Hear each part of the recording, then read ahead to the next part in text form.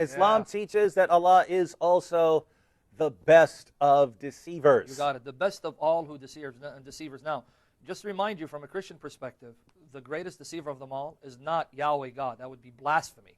It's Satan. This is an insult to the creator of the universe to say that of all deceivers, it's one thing to say of all creators, God is the best of those who create. To say that of all deceivers, God is the best of those who deceive, that's some scary stuff. Utter blasphemy and a travesty against the absolutely righteous and perfect character of the God of the Bible. Because Revelation 12:9 says of Satan, he is the one who deceives the whole world. And Jesus Christ our Lord in John 8:44 says that Satan, the devil, is the father of lies. Not God, but Satan, right? The Quran in chapter 3 verse 54, and it's also found in chapter 8 verse 30. Chapter 3 verse 54 and chapter 8 verse 30 says this: but they were being deceptive, and Allah was deceptive, for Allah is the best of all deceivers. Now, some will say, well, I've read multiple Quran translations and it doesn't read the way you do. Well, the reason why it doesn't read the way I just read it is because most translations are too ashamed to translate what the Arabic actually says. The word makir and khairul makirin. Khairul makirin means the best of all those who commit makir. The Arabic word makir means what exactly? Now, I don't need to come up with my own definition. I'm going to read to you what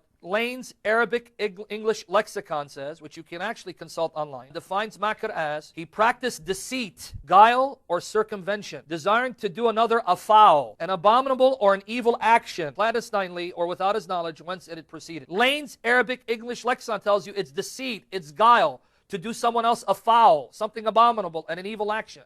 Now another lexical source defines it this way: mim, kaf, ra, makr, to practice deceit, or guile, or circumvention, practice evasion or illusion, to plot, to exercise art or craft or cunning, act with policy, practice stratagem. So this word always has a negative connotation throughout the Quran. You will never find the word makr used in a positive sense. It's always used in the context of someone deceiving another, conniving another, scheming against another with the purpose of either misleading him or causing him harm.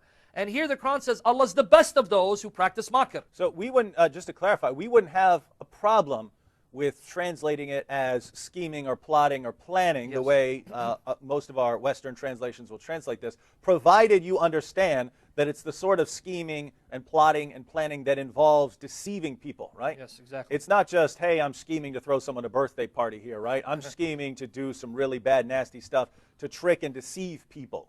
And this is what they're saying that Allah is best at. You know what the Quran says about Allah's makr?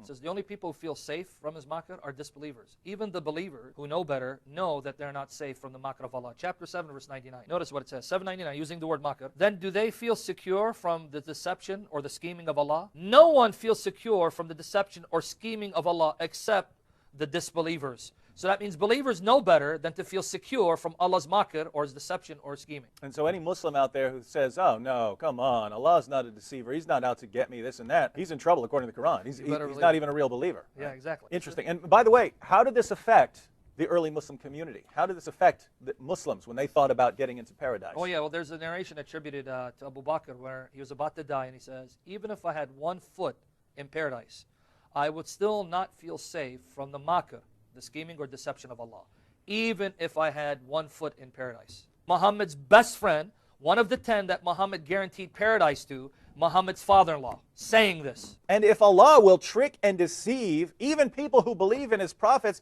how do you Muslims know he's not tricking and deceiving you? Exactly. If you believe that Allah went to the Jews and said, I'm going to trick and deceive these guys into believing that Jesus died by crucifixion, ha ha ha, no reason at all, I'm just going to trick and deceive them. How do you know Allah didn't say, I'm going to send Muhammad and trick and deceive these Arabs into believing that he's a prophet?